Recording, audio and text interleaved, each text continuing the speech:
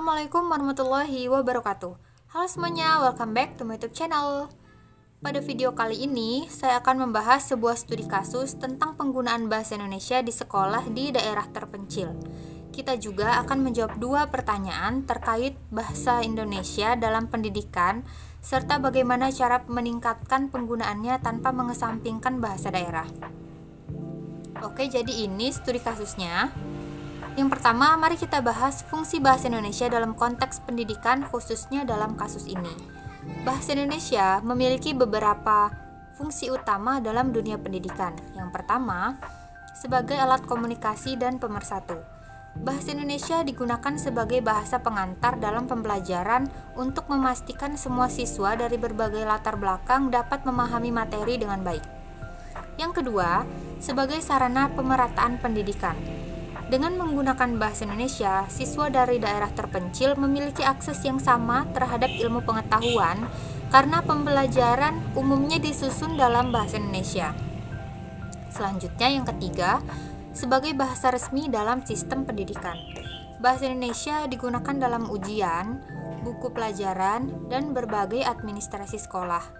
Oleh karena itu, penguasaan bahasa Indonesia sangat penting bagi siswa agar dapat mengikuti pembelajaran dengan baik dan meraih hasil akademik yang maksimal. Yang keempat, sebagai jembatan komunikasi dengan dunia luar. Menguasai bahasa Indonesia membantu siswa dalam berkomunikasi secara efektif di luar komunitas mereka, baik dalam melanjutkan pendidikan ke jenjang yang lebih tinggi maupun memasuki dunia kerja. Selanjutnya, di pertanyaan kedua, kita akan membahas bagaimana cara pihak sekolah dapat meningkatkan penggunaan bahasa Indonesia di kalangan siswa tanpa mengurangi penghormatan terhadap bahasa daerah mereka. Jadi, ada beberapa langkah yang bisa dilakukan. Yang pertama, mengadakan kegiatan bilingual di sekolah.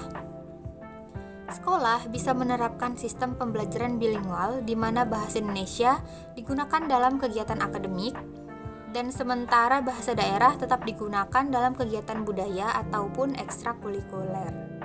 Yang kedua, meningkatkan penggunaan bahasa Indonesia dalam keseharian. Guru maupun staf sekolah dapat memberikan contoh dengan lebih sering berkomunikasi dalam bahasa Indonesia saat di lingkungan sekolah. Dan yang ketiga, membiasakan diskusi dan presentasi dalam bahasa Indonesia. Siswa dapat diberi tugas presentasi atau diskusi kelompok dalam bahasa Indonesia untuk meningkatkan kemampuan berbicara dan memahami bahasa ini dengan lebih baik. Selanjutnya yaitu mengadakan lomba-lomba berbahasa Indonesia. Sekolah bisa mengadakan lomba pidato, debat, atau menulis esai dalam bahasa Indonesia untuk mendorong siswa lebih aktif menggunakan bahasa ini dengan cara yang menarik dan juga kompetitif. Selanjutnya, menyediakan bahan bacaan dan media pembelajaran dalam bahasa Indonesia. Jadi sekolah dapat memperbanyak buku, majalah, dan juga media pembelajaran berbasis bahasa Indonesia agar siswa terbiasa membaca dan juga memahami bahasa ini dalam kehidupan sehari-hari. Dan yang terakhir yaitu menghormati dan melestarikan bahasa daerah.